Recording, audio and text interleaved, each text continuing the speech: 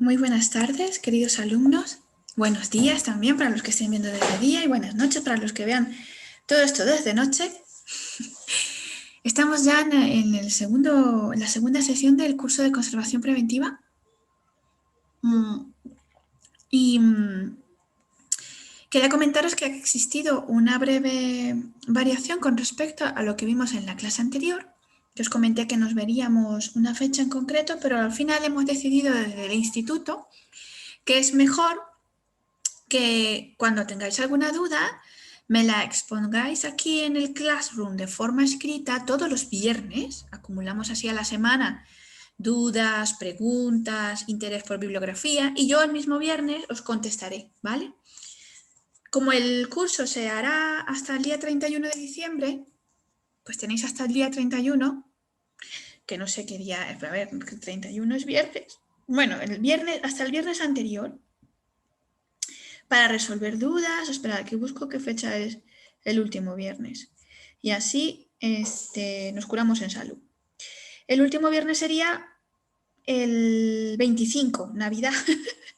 Bueno, pues digamos que el lunes 28, si queréis, ¿vale? Hasta el lunes 28 podéis hacer preguntas, dudas, consultas. No os preocupéis que yo colgaré a tiempo el cuestionario, ¿vale? A final de mes, para que dé tiempo a que todos lo vean las sesiones y se lean el material para ya recibir el certificado, ¿vale?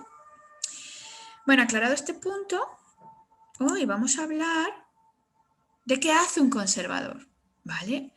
Hablaremos sobre climatología, agentes de deterioros, cómo y dónde trabaja el conservador que se dedica en concreto a la conservación preventiva, ¿vale? Espero que os haya gustado o haya sido útil el tema de dónde se estudia y cómo, ¿vale? La última sesión, las 3, será sobre emprendimiento, dónde buscar trabajo, especializaciones, qué puedo hacer, qué no puedo hacer, cómo puedo trabajar solo en conservación preventiva. Ya os he dicho que yo considero que es, en cuanto a la restauración, en comparación a la restauración, que la conservación preventiva es el futuro de todos los conservadores, que realmente, de todos los restauradores, porque realmente lo dice en un vídeo que creo que os voy a poner, si no llega a nosotros algo conservado o medianamente preservado, pues nosotros no podríamos restaurarlo, ¿no? Entonces es algo constante que siempre hacemos, que la gente no suele ser sensible al mantenimiento y a la conservación, pero todos los estados modernos en los que contamos a nuestros países se han dado cuenta que la inversión en conservación preventiva es mucho más valiosa y duradera con el tiempo, ¿vale? Entonces, bueno, ¿qué hace un conservador? Ya hemos dicho que el concepto de conservación preventiva es toda operación, es que aquí nos da las luces, ¿vale? De lo que vamos a hablar a continuación.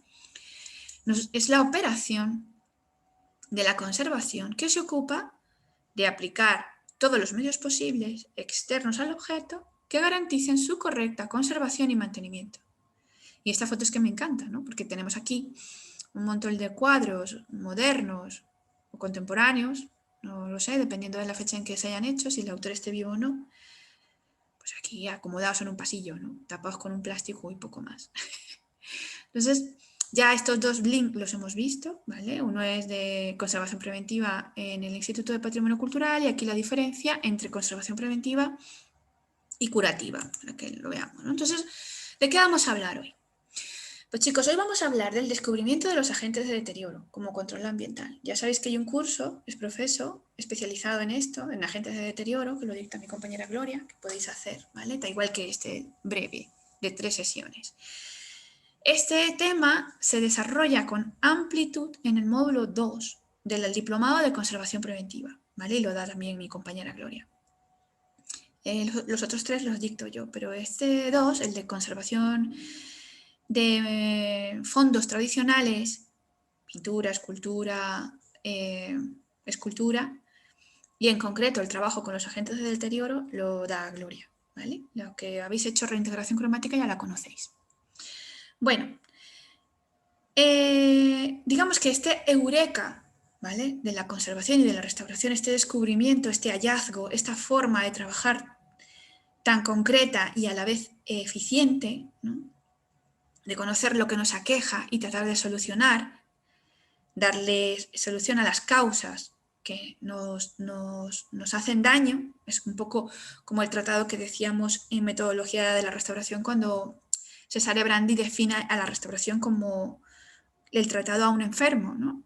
Tenemos que diagnosticar, según la metodología de la restauración que ya muchos conocéis, y una vez que diagnosticamos sabemos qué es lo que nos hace mal, determinamos cuáles son estos agentes de deterioro, ¿vale? Y estos agentes de deterioro se descubren o se llegan a estas conclusiones a través de disciplinas científicas, ¿vale? De la biología, de la química, de la física, de disciplinas y profesiones alternas a la nuestra, de las cuales nosotros bebemos y nos empapamos y profundizamos un poco más allá dependiendo a lo que nos dediquemos, al material en concreto al que nos dediquemos, ¿vale?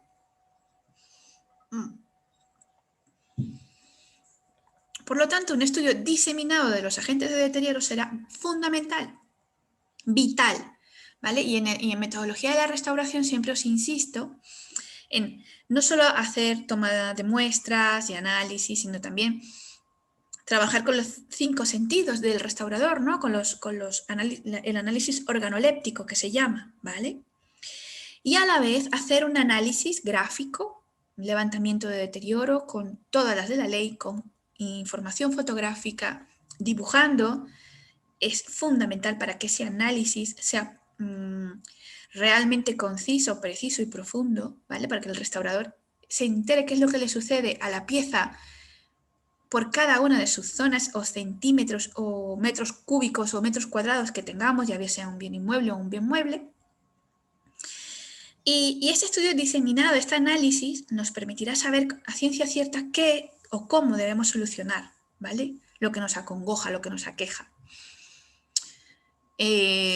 Por lo tanto, será una metodología contrastada, ¿vale? Porque la mayoría de las veces se intenta verificar si lo que hemos hecho funciona, ¿vale? Está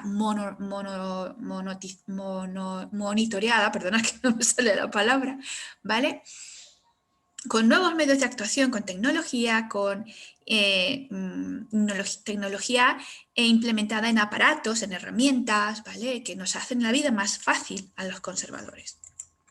Entonces, los agentes de deterioro, vamos a hablar de ello, ¿vale? Son todos los elementos o factores que tienden a reducir la vida de los objetos, ¿vale? A afectar la integridad del soporte o a dificultar la interpretación del mensaje que contiene. Yo aquí os pongo un libro antiguo, estupendamente lleno de polvo, con pérdidas de material, ciertamente seguro con alguna invasión animal, seguro que tendrá arañas o algún tipo de xilófagos, por lo que podemos ver aquí, ¿vale? O sea que es un buen ejemplo de deterioros, ¿no? Todos allí juntos, de pérdida de material orgánico en este caso, porque es papel y cuero, como podéis observar, ¿vale? Por lo tanto, es fundamental determinar el material con que está hecho. Es un material orgánico. A todos mis alumnos siempre les repito que la cabecita del conservador restaurador está dividida en dos, en la parte orgánica y en la parte inorgánica. Y siempre intentamos, a partir de esa división tan útil para nosotros, hacer subdivisiones, si es necesario, para poder abordar los fondos o los acervos que resguardamos en almacenes, o en exposiciones temporales, o en exposiciones permanentes, o en traslado, o en almacenaje de obras de arte, con la mayor coherencia y unidad posible, también para economizar en medios, ¿vale? Por eso es tan importante identificar el soporte, porque desde el soporte nos hablará de cómo será nuestra forma de trabajar más económica en todos los sentidos, no solo en dinero, sino también en recursos y en tiempo, ¿vale, chicos? Los que habéis hecho conmigo ya este curso de metodología de la restauración o cualquier otro, el de conservación preventiva o el de material arqueológico, siempre os llevo a esta página. ¿Por qué? Esta página es extraordinariamente concisa y analítica y además muy ordenada. La han realizado los profesionales de del Gobierno de Canadá, del Instituto de Conservación y Restauración de Canadá, ¿vale? Y os presentan aquí, de una manera diseminada, todos los agentes de deterioro en 10,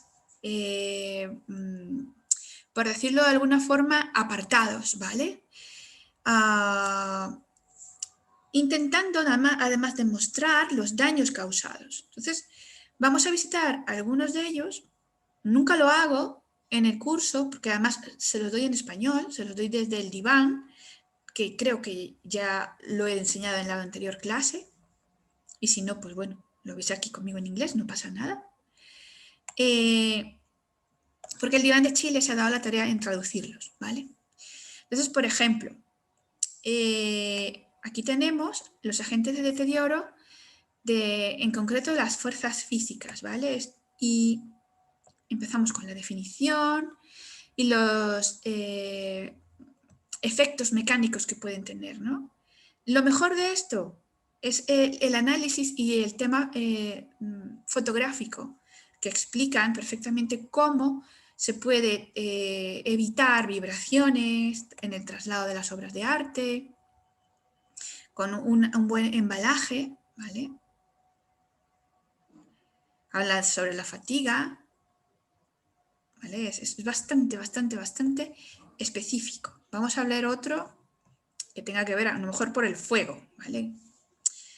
Las fuerzas físicas pueden estar en el traslado, en el almacenamiento, en fin, ¿no? Pero el fuego suele ser problemas que no se controlan, ¿no? Suelen ser daños antrópicos, como me gusta decirle a mí, o accidentes.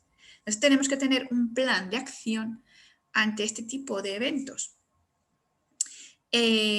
Aquí pone en grande el del conservador que ha desarrollado el ítem, ¿vale? Y bueno, vamos a ver rápidamente cómo se desarrolla el tema. Nos enseña fondos bibliográficos calcinados, ¿no? Y las propuestas, mirad cómo llegan después del fuego, ¿no? Los resultados que pueden tener un incendio en una biblioteca.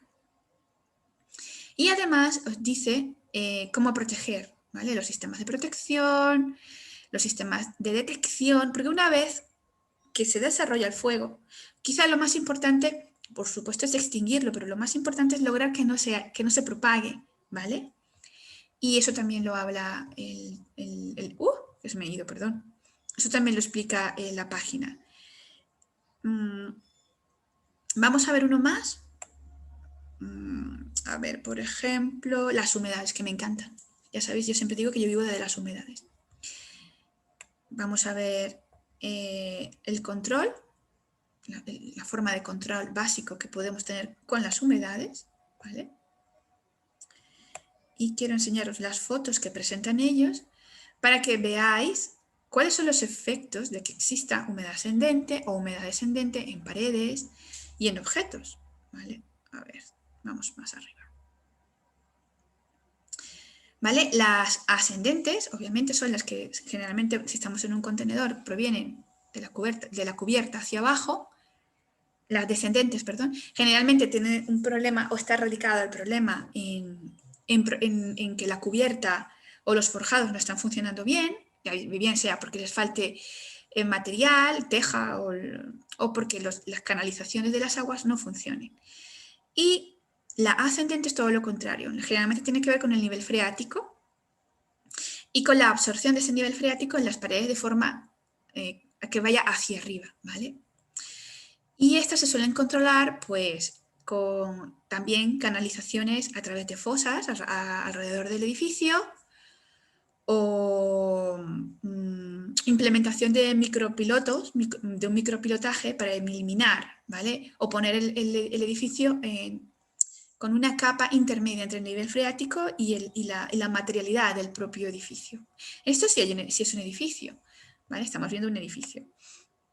Pero en el tema almacenaje o almacenes, es muy importante saber cómo aislar o cómo asegurarnos de que lo que esté almacenado no esté en contacto con esa humedad, ¿no? Separándolos quizá de la pared y además que cuenten con un envoltorio positivo para que no les toque, ¿no? Les repela, no les produzca la problemática del agua a los objetos, y generalmente suele ser pues, con una capa de plástico, ¿no?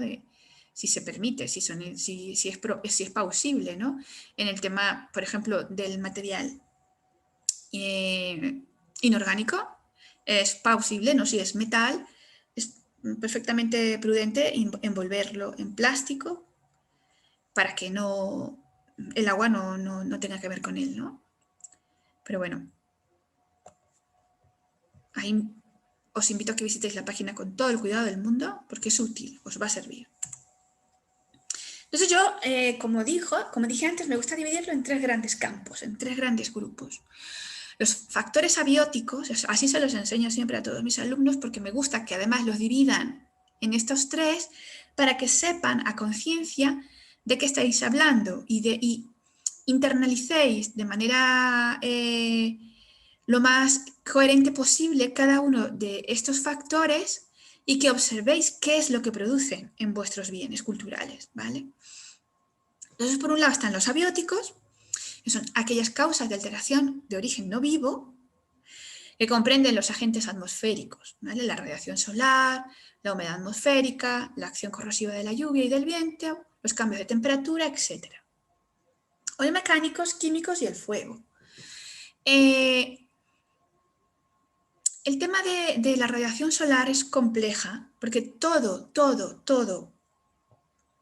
material orgánico es totalmente sensible a la luz solar, a los rayos ultravioletas, y todo daño que produzca la radiación solar es irreversible, ¿vale? Es muy complejo poder resarcir ese deterioro, sobre todo en tejidos o en soporte papel. Por lo tanto, las recomendaciones en almacenaje y en exposiciones es 0 exposición a la luz, ¿vale? Ya hablaremos de esto un poquito más adelante en el desarrollo de la clase de hoy. Dentro de los factores bióticos están los constituidos por los organismos vivos. Diréis, bueno, el agua tiene vida, profesora, sí, pero la distinción aquí es realmente insectos, ¿vale? Este apartado es fundamentalmente para especies de hongos o insectos que posean la facultad, cuando encuentran la condición favorable, de fraccionar mecánicamente el material, ¿vale? De utilizarlos como fuente de alimentación. De esto yo tengo 1000 historias y siempre las cuento en clase. De estar trabajando con un forjado, quitarle el artesonado, los casetones, porque ya sabéis que los forjados y los artesonados se conforman de casetones, y detrás de ese forjado maravilloso que estoy restaurando hay una familia de murciélagos que viene hacia ti y te atacan.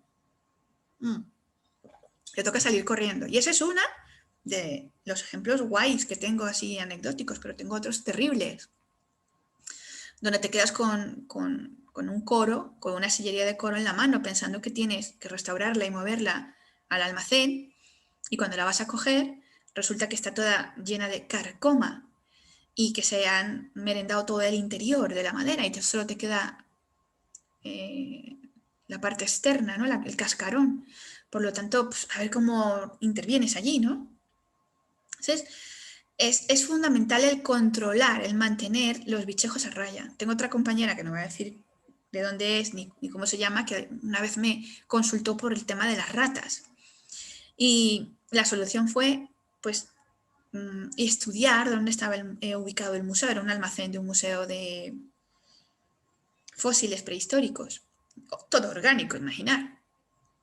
Entonces hicimos un estudio previo de la ubicación del edificio que tenía cerca y nos dimos cuenta, la directora y yo, que es que tenía alrededor una plantación de tomates, eran huertos que alquilaban para la ciudadanía, y la gente de la ciudad pues se dedicaba a cultivar, y además tenían muy cerca un río.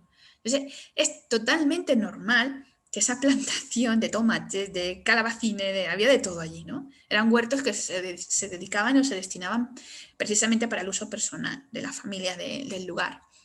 Pues estaba lleno.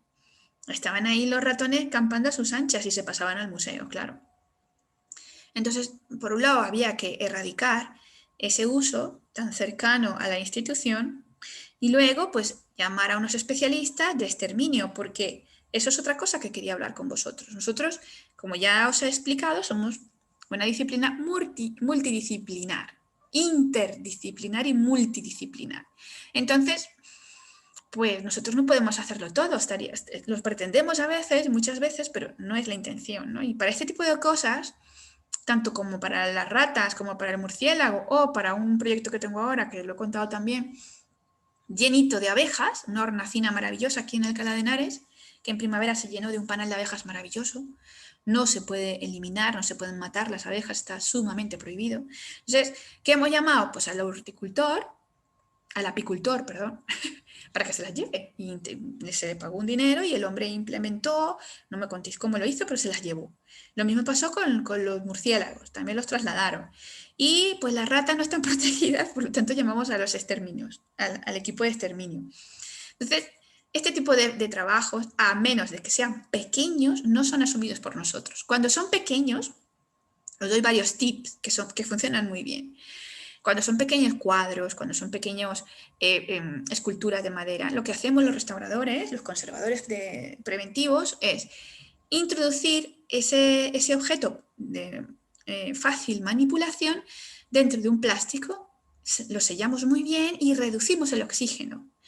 Esto nos asegura, algunos introducen algún tipo de desinfectante o insecticida, ¿vale? Pero si tú los cierras muy bien, no hace falta. Con una semana verás que ahí no hay bicho que viva, que no respiran, por lo tanto mueren, ¿vale? Entonces, bueno, hay muchas formas de asumir este tipo de problemáticas, pero si es algo llevadero que tú puedas realizar, es una buena opción, ¿vale? Y luego están los factores antrópicos, que son los producidos por el trato o la manipulación del hombre sobre las obras de arte o bienes culturales.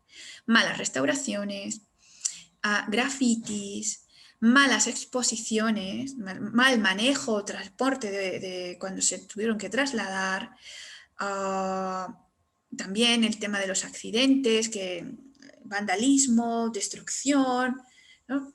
La mayoría de las veces o el abandono. Hay edificios completos que no se pueden mantener porque están solos, están abandonados y eso es un factor antrópico, el principal, ¿vale? Para que un edificio merme y lo perdamos. Entonces, vamos a hablar de la conservación obligatoria. ¿Dónde es obligatorio nuestra presencia como conservadores preventivos, ¿vale? Que cuando dicen necesitamos aquí un conservador preventivo, ¿a qué espacio se refiere? ¿Dónde se debe implementar la conservación preventiva? ¿Qué parámetros y requerimientos legales, con qué parámetros y requerimientos legales contamos? Contamos porque tenemos que estar al tanto, ¿no?, de las últimas leyes, por ejemplo, de seguridad y salud para nosotros mismos, o las últimas leyes de seguridad para prevención de incendios, o para los últimos planes de urgencia o protocolos de urgencia que se hayan diseñado y redactado para evacuar el edificio en casos de terremotos o problemáticas de carácter natural que no esperemos, huracanes, en fin, ¿vale? Estos protocolos tienen que estar realizados y tenemos que conocerlos y de alguna que otra vez hacer ensayos, o como se diga, tiene un nombre, ahora no lo recuerdo, pero vamos, cuando ensayamos la evacuación, generalmente estamos el simulacro, ¿vale? Del protocolo de urgencias. Eso se tiene que hacer para que el personal lo conozca y sepa cómo actuar en determinados momentos. Y su gestión con o sin público, ¿no? Donde la conservación preventiva actúa de puertas para adentro, solo con las obras de artes y el personal que trabaja en la institución, o incluyendo el público, ¿no? Teniendo en cuenta que puede interactuar con la obra. Entonces, ¿cómo hacer para que el público entienda el tema de los cuidados? El otro día hablaba en el curso de arte contemporáneo, que la mayoría de las veces cuando os dicen no picture, ¿no?, hablando del tema del público, que en los museos y en las galerías os dicen no picture, please, es porque el artista está vivo y no podemos, y tenemos los derechos, y no queremos que eso se vaya por allí sin pagar derechos de autor. Eso en el caso de arte contemporáneo como el Reina Sofía el MoMA, ¿vale? Y luego en pinacotecas históricas como el Prado o el Met o la National Gallery de Londres, es verdad que los flash dañan los barnices, ¿vale? Las pinturas, pero ahora pues ya casi nadie usa el flash, afortunadamente. Entonces ahora es un tema de merchandising, de que los museos también viven de vender postales y de hacer, pues eso, merchandising para que la gente lo compre. Entonces, ya no es tanto una preocupación con el público para la conservación preventiva de los objetos, ¿vale? Ya es un tema de conservación del bolsillo y del sustento del artista y del museo, que también es valorable y también es respetable, ¿vale? Pero quería hacer hincapié en ello, que entendierais el no picture, sobre todo en el arte contemporáneo. Vale, pues entonces, ¿dónde se requiere conservar de manera preventiva? ¿En qué áreas? Entonces yo os traigo aquí 4 fundamentales. En el curso de conservación preventiva procuramos desarrollar cada una de ellas a fondo. Obviamente tenemos 6 semanas en cada módulo, tenemos tiempo. Aquí hablaremos, no sé, nos queda muy poquito para terminar la clase, media hora, pero intentaremos ser lo más, explayarnos lo más posible. A ver, dejarme mirar. Vale, perfecto. Para que podamos entender qué es lo que se hace en cada área, ¿vale? Por un lado, pues son criterios generales en materia de conservación y prevención, ¿vale? Y restauración de colecciones en pues el almacén, que puede ser interno o externo, el almacén de un museo o de una galería o de una fundación o de una institución o de lo que sea. Puede estar dentro del propio museo o contratar espacios o polígonos o almacenes externos al museo donde haya que trasladarse, ¿vale? Y donde haya que monitorizar de manera constante la actuación o la preservación de esos fondos en ese espacio que está fuera del museo. También en el curso estudiamos cómo los almacenes visitables ahora son lo más de lo más, ¿no? Cómo pasa el almacén de ser un espacio residual donde solo se enciende un fluorescente y a medias, ¿no? Que parece una película de terror ahí tú solo y el fluorescente intentando encender, con ratas o cucarachas lleno de polvo, a ser un espacio el mejor del museo, ¿vale? Donde hay una luz estupenda, donde hay un medio ambiente súper idóneo, no solo para las colecciones, sino para ti, donde además tienes silencio y un diseño súper guay. De hecho, en el curso siempre enseño el nuevo edificio del Victorian and Albert, que es un almacén visitable. Ya, si no sabéis de lo que hablo, googlear.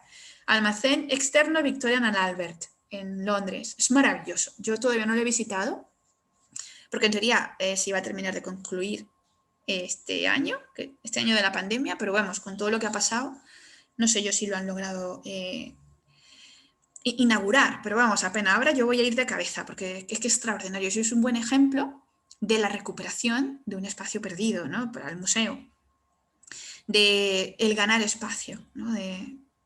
Y bueno, es extraordinario.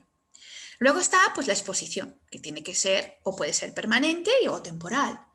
En ambos casos, en ambas propuestas, debe existir conservación preventiva, deben existir pautas y protocolos de actuación que aseguren la pervivencia de los objetos expuestos o resguardados, ¿vale? En el edificio en concreto, en el contenedor como tal, de nueva planta o histórico, me da igual, ¿vale? De histórico por su cambio de uso y su evolución dentro de la museografía y de la museología como ciencia propiamente dicho, ¿no? Entonces, digamos que ahí la conservación preventiva está a la vanguardia y suele ser siempre muy considerada, porque se trata no solo de resguardar los fondos, sino también el contenedor que resguarda esos fondos. Recordad que siempre dependemos del edificio, ¿no? Para que nosotros hagamos un buen trabajo. Y si es de nueva planta, la mayoría de las veces es consultado un plan de conservación preventiva para diseñar, ya es profeso, en el proyecto, nada más de diseño, antes de arrancar con la construcción del edificio, las consideraciones previas que deben tener para la conservación preventiva, ¿no? Implementar ventanales con protección de rayos UVA, hay miles de ejemplos, prevención de seguridad y salud para el tema del medio ambiente, para que los restauradores no traigan vapores, el tema de la seguridad ante el fuego, o los siniestros, o los robos, en fin, se piensa en todo, ¿vale? En el momento de construir un edificio.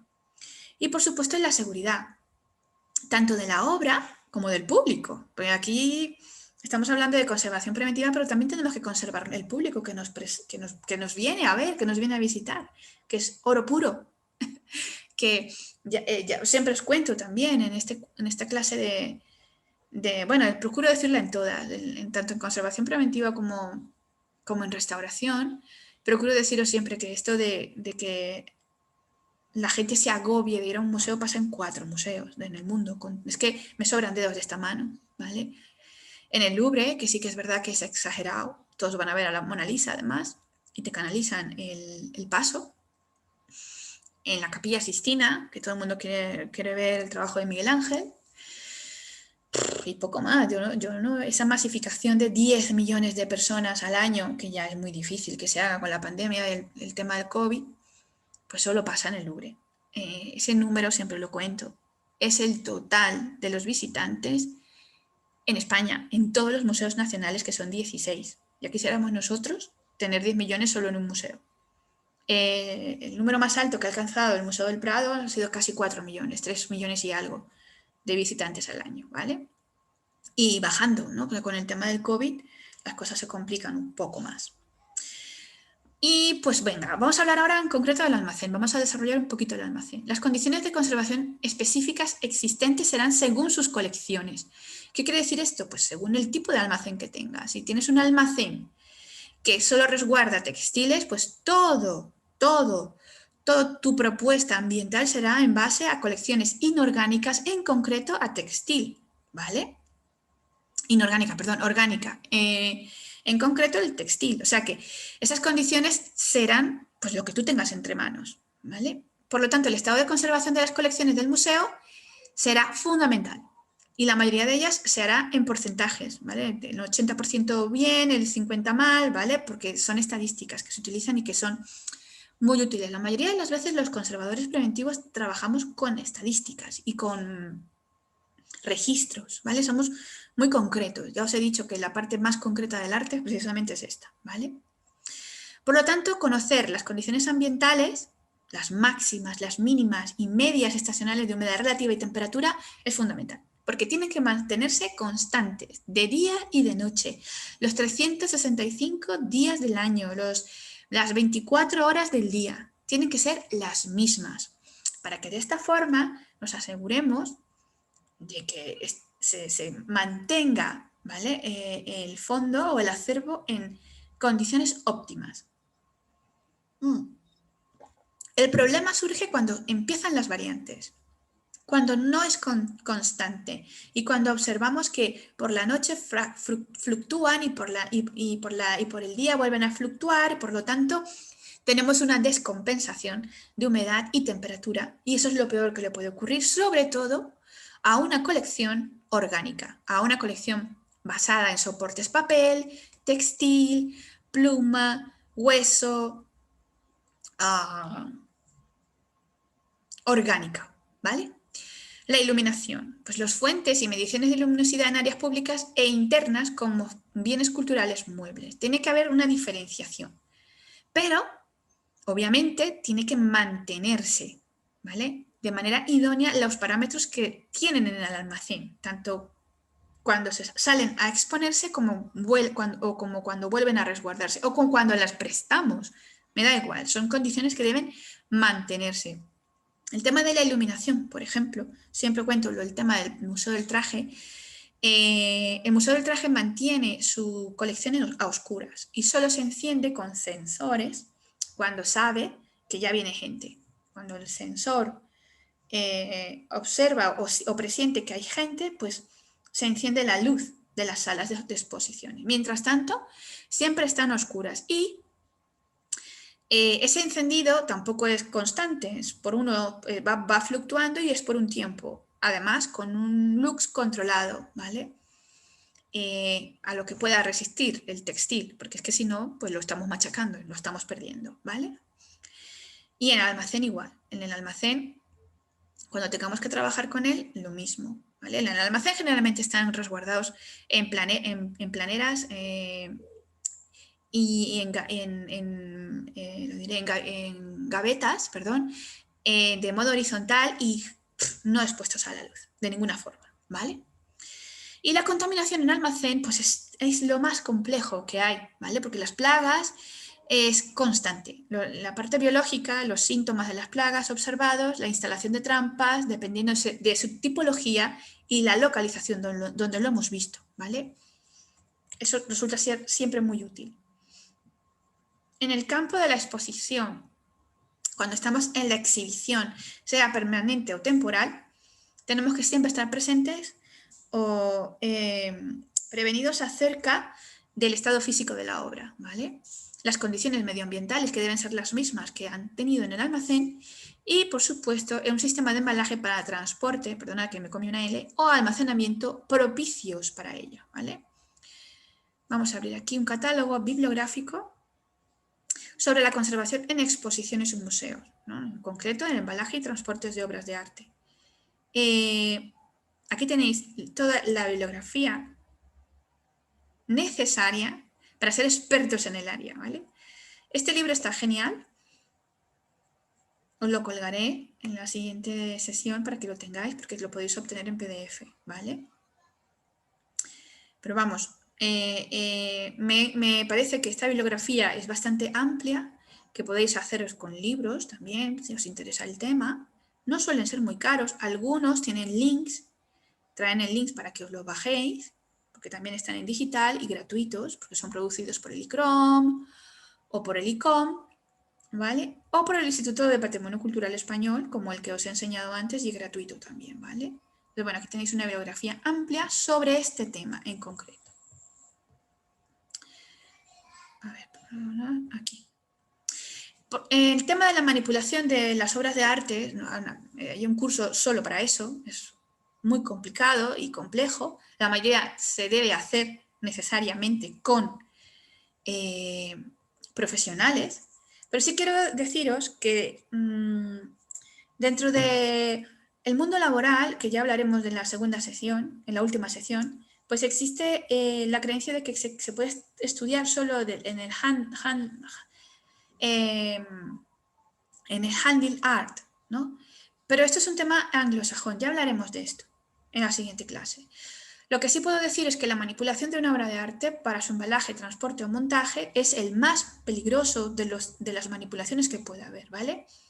Y está sujeta a unos riesgos inherentes en este proceso. Por ello, es necesario saber que todas las personas que van a intervenir en el proceso de manipulación sean profesionales del sector, ¿vale?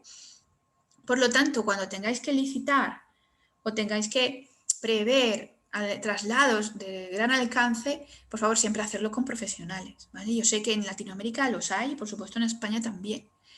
En el curso de conservación preventiva, además, en el último que hacemos, que va de esto solamente, los compañeros me dan nombres de empresa, me explican con quién trabajan y por qué.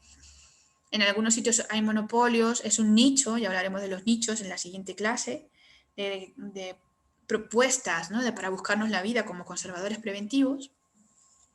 Porque creo que también esto es muy importante y nadie nos lo explica, al menos en la carrera.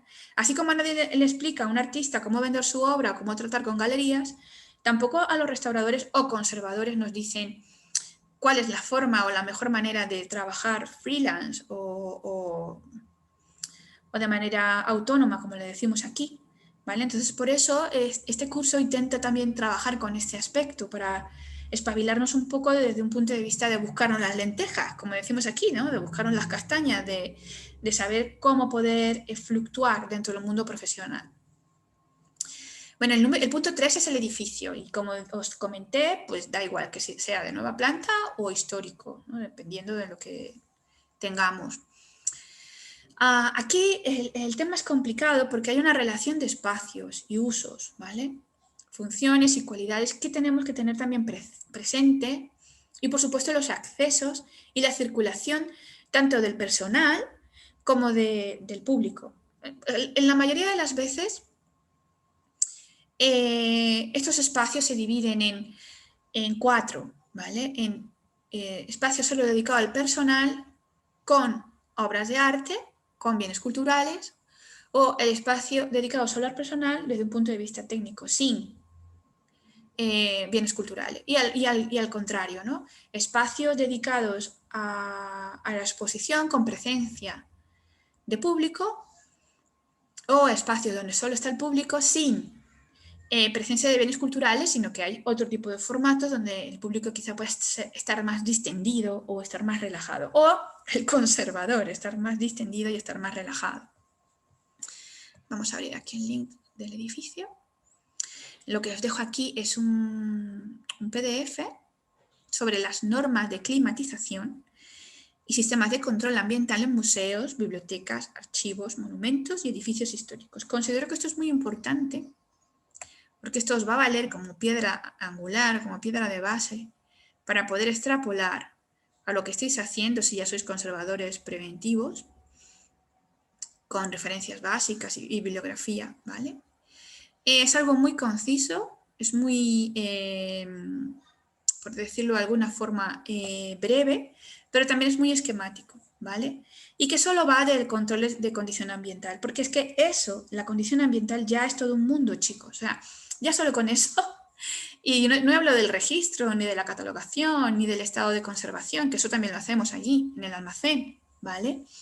En el trabajo de almacén también hacemos todas esas actividades, pero en el caso del edificio como tal, el tema de las condiciones ambientales es lo que más debemos contemplar, ¿vale? Y repito, no solo para las obras de arte, sino también pues, para el personal que está trabajando dentro del edificio o que nos visita de cuando en cuando y que también tenemos que contemplar su participación, ¿vale? Como es el caso de los fotógrafos o las empresas que embalan y desembalan, conocer, por ejemplo, cuál es el recorrido del camión para descargar o para llevarse obra de arte, controlar que no existan vanos que impidan la salida de las cajas, controlar que no exista nada en el recorrido que estorbe el traslado de la obra, controlar que no haya nadie de por medio más que los trabajadores, por eso se suele hacer a horas donde no hay público y donde solo está presente determinado personal, porque el trabajo de traslado es complejo, ¿vale? Y, por último, que el edificio admita a veces determinados pesos, ¿no? A mí me ha pasado alguna vez que por transportar piezas muy pesadas, bueno, no es que hayamos hundido el suelo del museo, pero casi. Los forjados son los que son, algunos edificios son muy antiguos y no soportan una polea, por decirlo de alguna forma, o algún carro más o menos pesado. Entonces, todas estas cosas, los conservadores tenemos que estar al tanto de la condición física del museo o del edificio en concreto donde estamos trabajando, pues para que no nos pasen este tipo de cosas. Y para eso también tenemos normativas que tenemos que implementar. Yo aquí os traigo un montón, todas de España, pero yo estoy convencida que en vuestros países también existen. Yo soy muy pesada con el tema legal, los que me conocen ya lo saben. Y no les debe extrañar que yo introduzca este tema ahora, ¿vale? Traigo una normativa general sobre el patrimonio cultural, por supuesto lo primero es la ley, que emana de una constitución, ¿vale? Los reglamentos de los museos, la Junta Superior de Museos y la ordenación, ¿vale? De los museos, cuántos hay, cuáles son el del Estado y cuáles no. Y luego ya está la gestión de colecciones donde entraría el tema de conservación preventiva, ¿vale? La garantía de Estado para obras de interés cultural, que estos son los seguros que se manejan para exposiciones temporales, el Estado se asegura a sí mismo, ¿vale? Para poder evitar los gastos de seguros o franquiciados para exposiciones. Esto también es un tema de gestión de colecciones y de conservación preventiva. No se puede permitir sacar una pieza sin su seguro, ¿vale? Eso es inviable, eso no se puede. Por otro lado está la restitución de bienes culturales salidos de forma ilegal, el tráfico ilícito, que también forma parte de la conservación preventiva. Tenemos que saber cómo solicitar la exportación y la importación de nuestros bienes y se encargan la mayoría de las veces los conservadores, ¿vale? En tramitar estas exportaciones. Cuando trabajamos con aduana es muy complejo. Al menos aquí dentro de Europa tenemos esa salvedad, ¿no? Pero yo sé que en Latinoamérica tenéis que trabajar con aduanas y ahí interviene todo un tema con la conservación preventiva, ¿no? Asegurándose que su traslado sea eficiente, que las cajas que hemos implementado sean súper correctas, en fin, ¿vale? Y luego, pues aquí yo tengo todo el tema de la titularidad estatal, ¿no? Los patronatos de los museos, eso es más que nada documentación de la institución, pero aquí ya volvemos otra vez al tema de conservación preventiva, ¿no? Con el acceso a la información. La transparencia en los datos y la información es fundamental. Saber a qué te puedes atener, ¿no? Y cómo se trabaja en los espacios. O el tema de propiedad intelectual, como decía antes, ¿no? ¿Por qué hago que el público no fotografíe las piezas? ¿Cuál es la razón? Pues se puede explicar perfectamente, ¿no? La remuneración a los autores por préstamo de obra, todo eso es conservación preventiva, aunque no lo creáis. Y eso también lo hace un conservador en conjunto con los gestores, ¿no? Del museo. Luego está el tema de tasaciones y precios, cuánto se supone que tiene que valer para poder elaborar un seguro, ¿vale? Las tarifas y tasas para exportar también las tenemos que conocer porque tenemos que pagarlas, ¿vale? Los precios que se manejan dentro de la prestación de servicios y actividades en nuestros museos, y cuando prestamos una obra es verdad que no se cobra, pero a veces se piden contraprestaciones y eso tenéis que conocerlo, las políticas de préstamo para quienes trabajéis, y bueno, luego hay toda una cantidad de leyes. Pero en realidad la importancia y la trascendencia de esto es que tenemos que estar al día con las normas que trabajamos, ¿vale? Y por último, el equipamiento necesario. Todos los talleres y laboratorios y espacios donde trabajemos nosotros y estén las obras tienen que ser impolutos, ¿vale? Tenemos que tener los equipos necesarios y protocolos de actuación concretos que permitan la pervivencia del objeto. Y en condiciones generales de conservación y protección del edificio, ¿vale? Del elemento singular, porque es que si el edificio es tan valioso como con lo que hay dentro, como en el caso del Prado, pues también tiene que haber un conservador del propio inmueble, ¿vale? Y los hay arquitectos conservadores que se dedican solo a preservar el edificio, no proyectan obra nueva, ¿vale? Se dedican solo a la conservación y a preservar desde un ámbito de seguridad y salud, desde ámbitos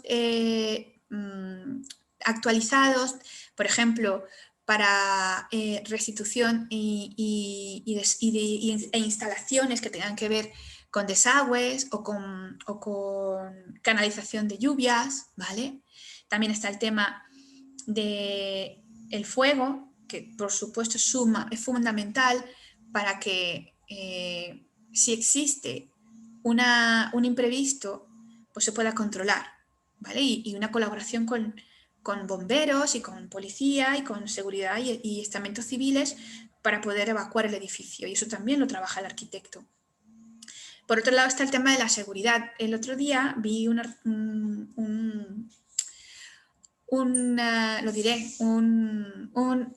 vídeo, no me salía la palabra, una especie de documental, donde hablaban de los museos más seguros y por qué lo eran.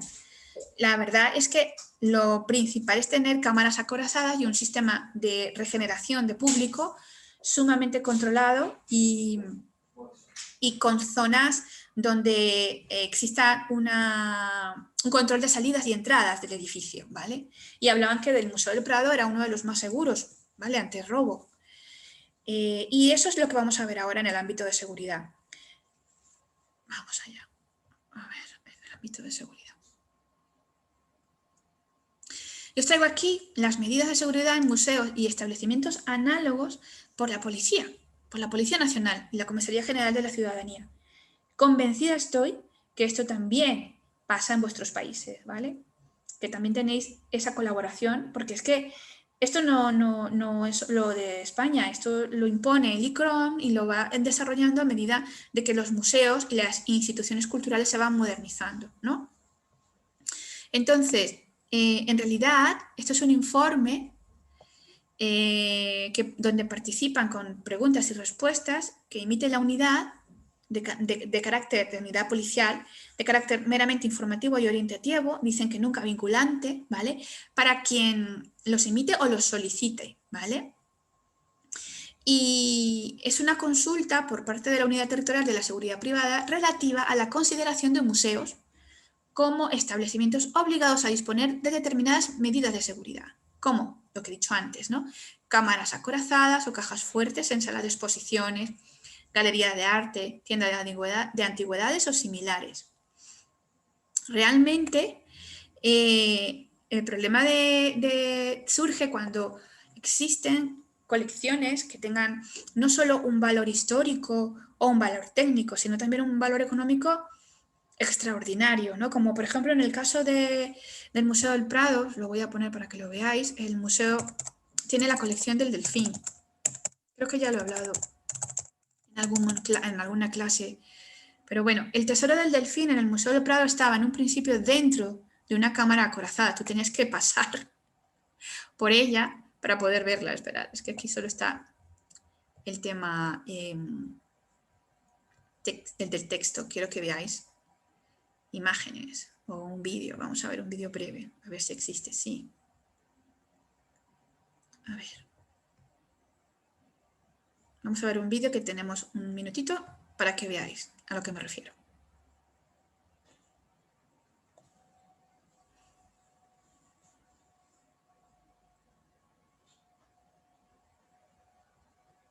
La colección de escultura del Museo del Prado tiene casi 1000 obras.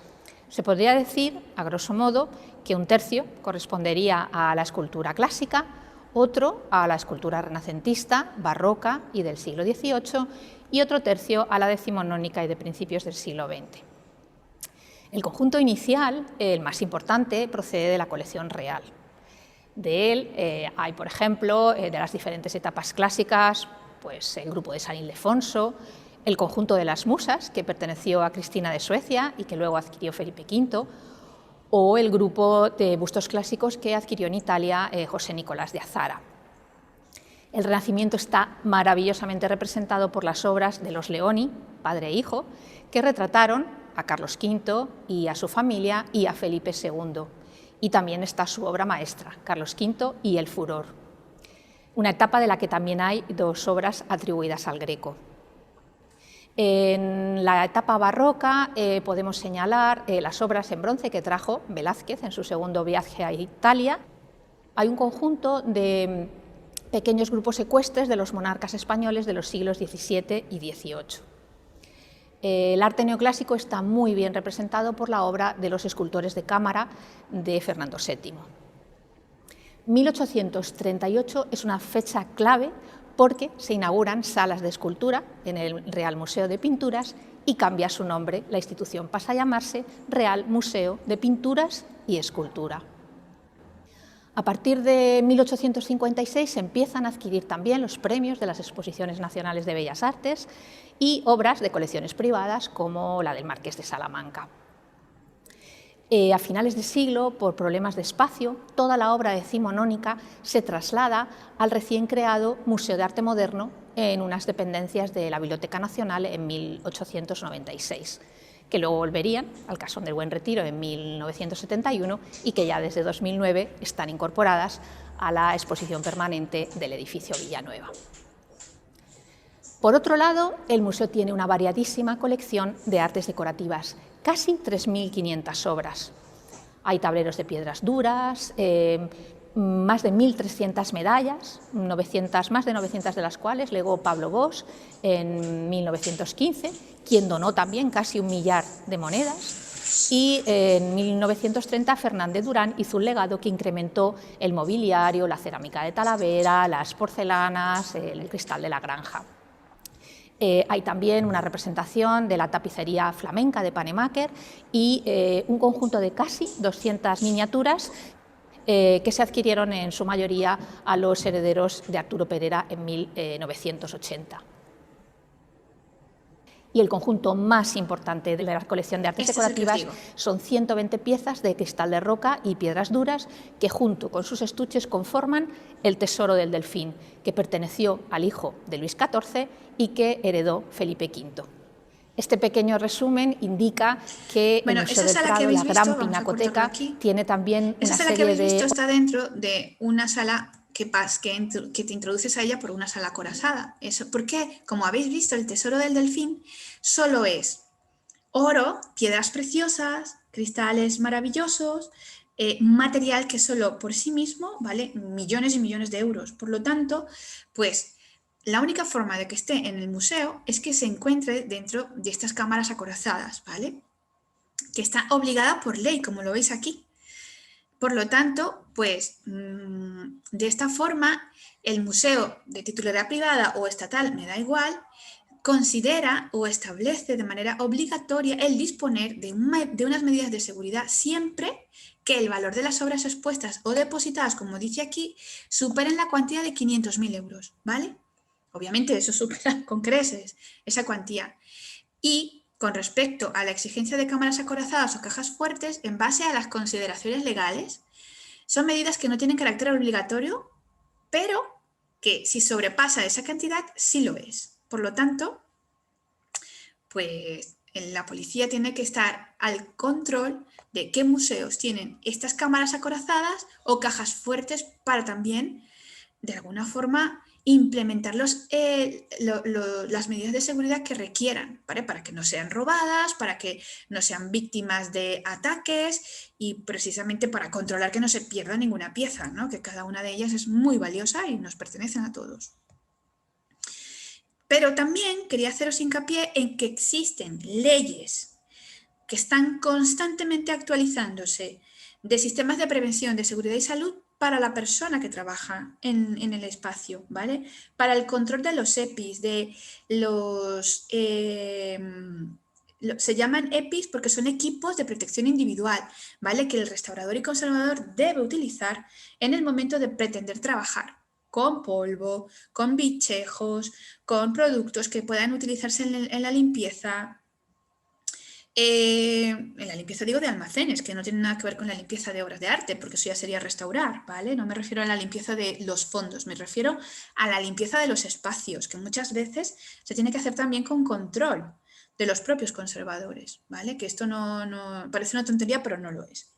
Y por otro lado está toda la implementación y relación que deben tener estas instituciones o estos servicios con los bomberos, que son la mayoría de quienes implementan la obligatoriedad de realizar protocolos por si existe, como dije antes, evacuación del edificio, y de protección civil, que son los que lo hacen, ¿vale? El museo rara vez tiene un departamento exprofeso para ello, eso implica muchísimo dinero, es colaboración directa con las fuerzas del Estado que tienen que ver o que trabajan con eso. Cuando yo trabajaba en el Museo Conde Duque, el Museo de Arte Contemporáneo Conde Duque, los protocolos de evacuación del edificio, no sé por qué justo ese diciembre los hacíamos todos los martes, pero es que iba la gente del Ayuntamiento de Madrid y nos sacaba y yo estaba, recuerdo, tasando un fondo de Martín Begué, un artista de la movida madrileña, y nos interrumpían a cada rato. La idea era tasar la donación e irnos. Nosotros no estábamos allí de fijo, de continuo en el museo, éramos una subcontrata.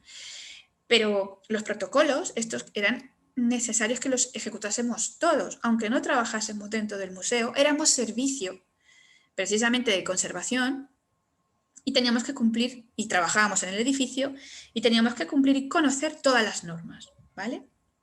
Entonces, bueno, pues dicho esto, creo que no me queda más que un minutito y quería dedicarlo para explicar que en la clase 3, será la última, hablaremos, como dije al principio, de dónde buscar trabajo. Esto es emprendimiento y estas especializaciones. Y me apetece muchísimo que llegue a la clase 3, porque creo que nadie habla de esto realmente de una manera práctica y experiencial. Yo os puedo contar desde mi propia experiencia cómo he tenido que sobrevivir a un tema de pre-redes sociales, redes sociales puras y duras, y ahora el tema de la virtualidad y post-COVID, ¿vale?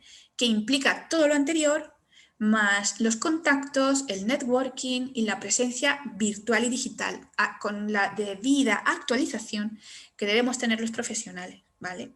De hecho, la conservación preventiva se puede hacer y mucho teletrabajando, es lo que más hemos hecho últimamente, que es catalogar, registrar, revisar inventarios, revisar estados de conservación a través de las fichas, actualizar bases de datos. La verdad es que es un trabajo ingente y que hay que hacer, ¿vale? Porque también lo hacemos nosotros, los conservadores de arte, los conservadores preventivos, ¿vale?